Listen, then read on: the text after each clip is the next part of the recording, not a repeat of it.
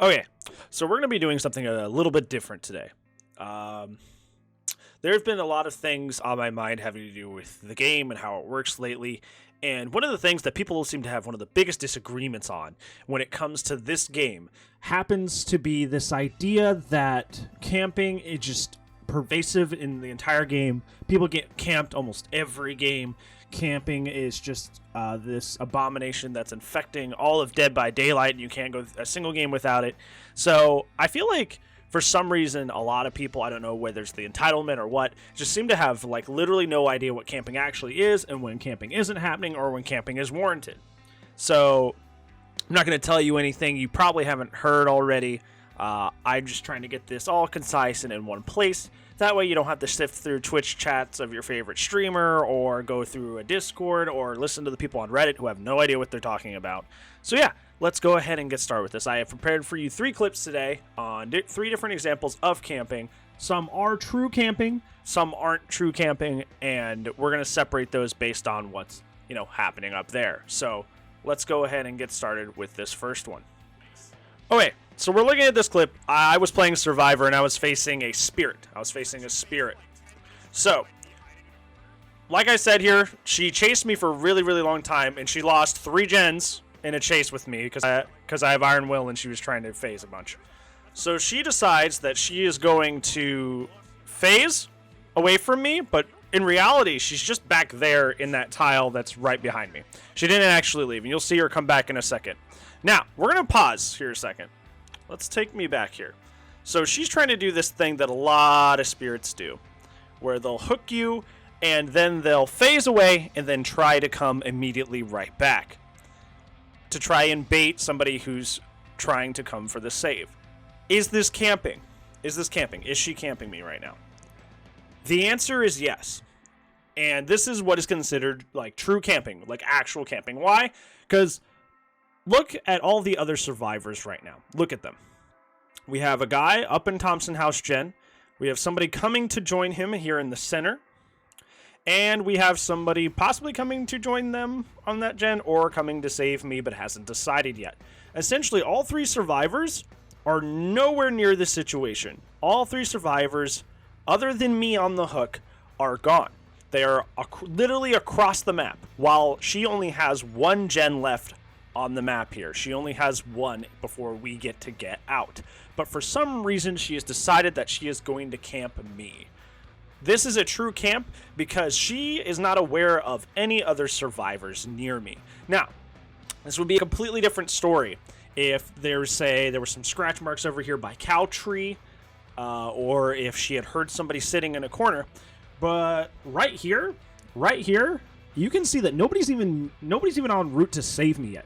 Nobody's even on their way to save me. Nobody's coming. But the spirit phases away and comes back, and I'll play it here in a second. But without being aware of where the other survivors are, the spirit is going to camp me and hope somebody comes from the save and try to punish those as well. So watch what happens here. First the Zarina came to help. Me. Zarina did not have borrowed time. So she's got to ollie on out of here, especially as injured. She can't do anything. My friend comes in playing the Quitten, can't do anything because they don't have borrowed time either. It takes David coming down from Thompson House and running all the way across the map because he has borrowed time to actually get me down, and even then it's just a trade. You understand how annoying that is? So these 2 are just going to go hop on gen, finish it, get us out. I'm going to go hop on a gen after the trade, and it's essentially useless. You essentially just wasted our time and made it to where I couldn't play the game. That's true camping. She had no idea other survivors were around because they weren't, and then waited for survivors to come get me and then just puppy guarded me like she had nothing else to do. Puppy guarded me because she didn't know what else to do because she didn't put pressure on gens the whole match. She decided to try and chase me even though she knew I had Iron Will at that point while phasing, and lost 3 gens in a row after the first one. That's why. So this is true camping because when she's puppy guarding me, everybody else is all the way across the map. Everybody else is super far away. And she just waits for the Zarina to show up and then chases the Zarina, doesn't commit to the Zarina, tries to hit/get a grab on my friend, fails, and then it takes the David's borrowed time to get me down because she was just not going to leave hook ever. That's actual camping. That's true camping. True camping is defined as you having one survivor on the hook, but without the knowledge or understanding or hint that any other survivors are nearby, you decide to hang out nearby and forego trying to pressure the map to try and advance the hook stage of this one person, whether that because you were mad or because you're just trying to bait other survivors. That is true camping, because you have no knowledge of where everybody else is, but you're still going to hang out around hook to either hook progress me or get somebody else down just for coming for the save. That is actual camping.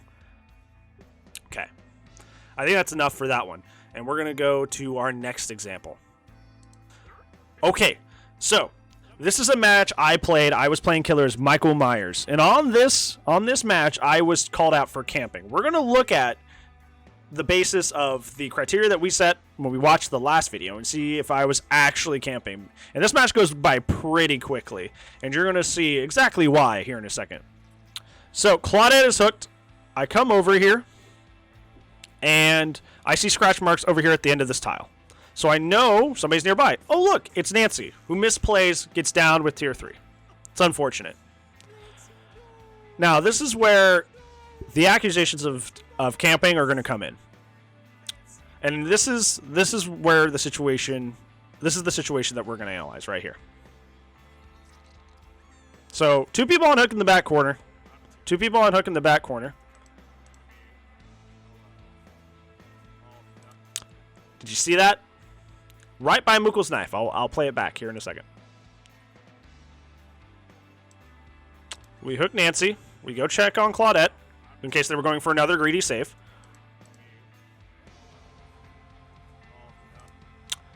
In the upper right-hand corner, right next to the knife, a crow flies up. So, let's do a body count here. Let's do a body count. I don't leave this area, so let's do a body count. Claudette, in the corner, by Shack, on hook. Nancy, kind of by Shack, kind of a little bit far out. Kind of over here in the conjoining tile to Shack, on hook. And then, well, you know, while I'm just checking on everybody, a crow flew up right here. So, I'm not asking you to be a math student or anything, but how many survivors are on a team? 4. And I know that there are 2 on hook right next to me. And then there's a third one trying to figure out how to approach for the save because a crow flew up. And I didn't disturb that because I was over here hooking people. So, I know that there are 3 people in this area. 3 out of 4 people on a team. Even if that other person is off somewhere doing a gen, they're doing it solo. So it's going to take a very long time for them to do it. So, I am aware of Nancy to my left, Claudette to my right, and someone vaguely ahead of me. They could be running back towards a gen, but more than likely, if they're this close, they're trying to position themselves for a save if a crow has been disturbed that close to me. So they're trying to hang out close enough to where they can sneak by and get a save. So that's 3 out of the 4 survivors on the team that are not doing a gen. Am I camping here? The answer is no. So based on the criteria of what we set with the spirit game, there's someone on hook. In this case, there's 2 people on hook. And I am aware that there's someone else nearby. Remember in the spirit game, there was someone on hook, and she had no idea anybody else was nearby. Matter of fact, we could confirm that all 3 survivors were across the map, so there's no reason for her to stay nearby. On this occasion, I have 2 people on hook and a third one nearby because I just saw the crow fly up. I know that 3 out of the 4 people on this team are not doing a gen. That is omega pressure. You would be an absolute idiot to pass up on this. An absolute idiot to leave this area. Could I go try to hunt down that one person? Yeah, maybe, but I don't have info perks. I have infectious and that's it, and that only covers close to me. I don't have barbecue or anything like that to let me know precisely where this person is super far away. So it's a shot in the dark to go walking off into the distance trying to find that 4th person when I know someone in this immediate area is hanging out around because of that scared crow. And there are 2 people on hook right next to me. So 3 out of 4 people in this match in this match, 3 out of 4 people in this match are all in one place. What am I supposed to do? Go look in the corner and, you know, start my crocheting career? No! I'm going to stay right here because 3 out of 4 people on the team are not doing a gen, and your job as the killer, contrary to popular belief, is not to kill people, but to stop the gens from popping. And if 3 out of the 4 people are not popping a gen, you're doing your darn job. You are. So you can't let anybody tell you any differently. This is not camping. Now, there is an asterisk to this rule. There is an asterisk to this. So recently, I've been putting a lot of attention into trying to learn Oni, because Oni's kind of a hard character. It's pretty straightforward, very strong slugging potential, but the real strength in the character comes from being able to consistently have blood around the map so you can stay in your power. And I was trying to put a lot of effort into a lot of recent streams to try and learn the character. So this match I get bopped. This match I get a pretty awesome, competent team, and I am not there yet. You can even see that by my perks that I'm going for a wacky totem build, and it's just like while trying to learn the character, like it's just not working out for me. And even with Ruin Undying, technically, like it just does not fill the gap in my lack of skill with the character yet. But there's a scenario that happens in this game that I also got called out for camping, so we're going to look at that. We're going to look at this. So I'm chasing this Nancy in the end game. That door is not powered, but the other one I heard earlier had progress on it. So this Meg is randomly searching for a chest, which is just kind of like funny. It's like, hey, I want to get this final item. So I hook this Cheryl, or the Lisa, sorry. And something happens here. It's pretty important. She's still searching for it. She dead hards through me. Haha. Press E to win. Get outplayed, loser. She jumps down here to go for the greedy save and gets downed. And she does one of my favorite things in this game, which is hiding under the hook. And I didn't know, if you don't know this, you should. Right now in the current meta of the game, or the current design of the game, if you crawl under the hook, no pickup prompt happens, like to put on your shoulder and to go put them on a hook. So that's not a thing currently. So am I camping here? The answer, based on our criteria, is no, for multiple reasons. So A, do I know where other survivors are after putting this one person on the hook? Yeah, there's one guy just like hanging out underneath the hook that I can't pick up. This guy's kind of a doof. He's kind of a butthead, kind of a big dummy. No 2 brain cells to even rub together here. Decides to just like crawl under the hook instead of like letting me pick them up. So now I have no choice but to sit here because I know where someone else is, but I can't capitalize on it because they're exploiting a bug, which is really lame.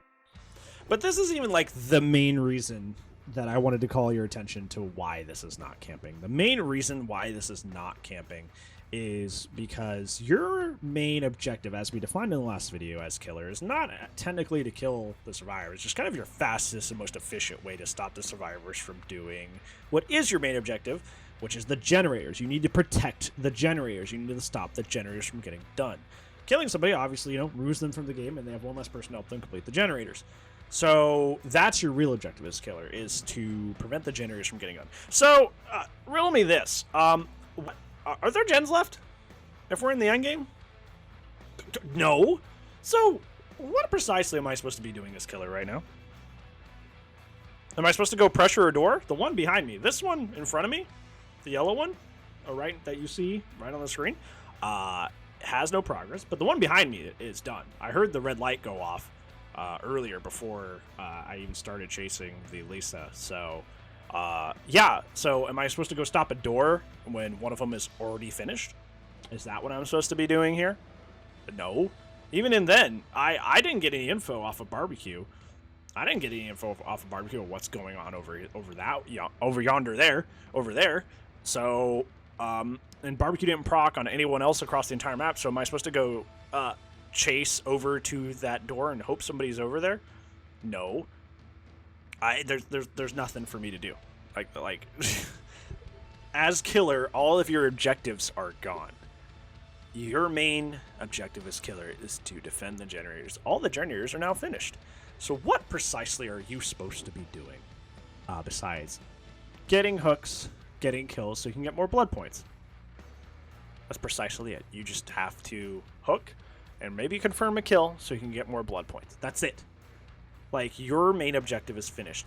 When killers do this to you, they're not being mean-spirited. They're not being jerks. They're not trying to make you hate life or make you not have a good time. There's just, like, nothing else for them to really do on the map without guesswork. Even if they had, even if they had some broken perk where they could see every survivor on the map, like, it's very dodgy to leave a hook in the end game to go maybe try to hit somebody who's probably just going to escape anyway, when you could just confirm a kill and get more blood points. It just doesn't make any sense. It's a very unempathetic position from survivors to be like, oh, well, you're camping? Oh my god, in the end game? It's like, yeah, I don't have anything else to do, bud. What am I supposed to do? Go into the corner to start my crochet career? No, I'm going to sit here and get my extra blood points because I at least want a safe pip, which, I didn't end up doing. But if you're close enough, this could put you in a safe pip where you didn't have a pip before. So, there's no reason not to do it. There's absolutely no reason not to do it. So, yeah, just stay there. This is not camping because, literally, there's nothing else for you to do on the map. The game is over. The game is finished. The game is done. So you're just trying to squeeze out blood points. This is not camping. And anybody who tells you this is just ridiculously misinformed or super entitled. Probably a mixture of both. That's kind of been my experience with the game. So let's go back. Let's go all the way through. Let's try to tie this up with a nice, neat bow. That way we know what true camping is, when camping is okay, or not actual camping, rather. And then finally we have the exception, which is this. So camping, true camping, what would be considered actual camping, is when a killer, despite having no evidence, such as scratch marks or noise notifications or breathing or something like that, that other survivors are nearby, decides to stay near the hook. This is what the spirit decides to do here by phasing back and forth between me and the hook, despite the fact that everybody's over by the Thompson house. This is camping because she's just trying to make me go an extra hook phase because I looped her for a long time and just wants to bait and hurt the first person that comes for the save out of these three. They are super far away. She is not pressuring gens. There's no gen over here. The gen is already done. She has no objectives over here, and there's no survivors over here. She has no reason to be here. No reason. If somebody is on hook and there's no objective nearby, there's no survivors nearby, they are camping. This situation is not camping because every single time I hooked a survivor, I had information on where the next survivor was. Either I found their scratch marks or I saw a crow get disturbed.